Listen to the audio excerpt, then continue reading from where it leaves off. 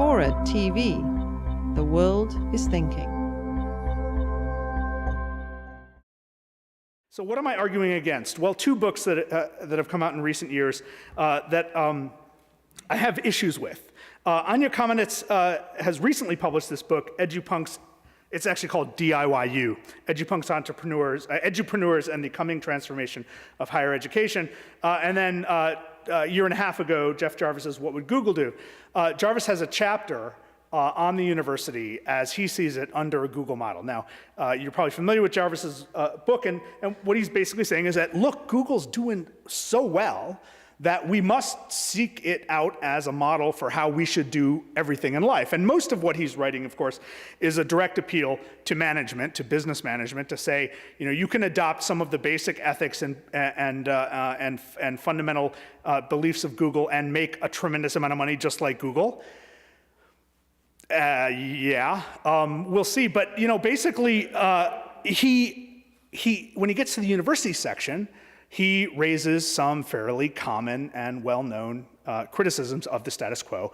The cost is too high. The failure rate is too high.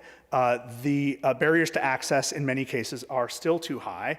And then he points out, of course, that MIT is distributing all of their classes over the web.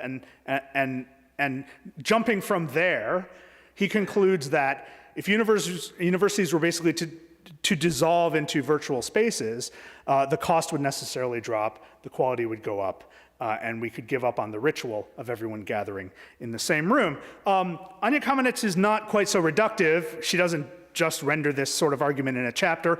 She actually makes a much more subtle argument.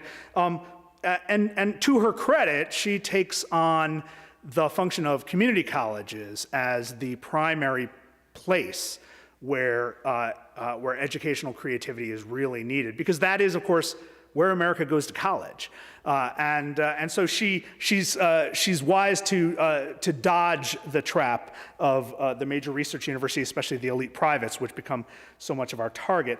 Nonetheless, she basically comes to the same conclusion, that the dissolution of the institution will ultimately serve our students better and serve more students better.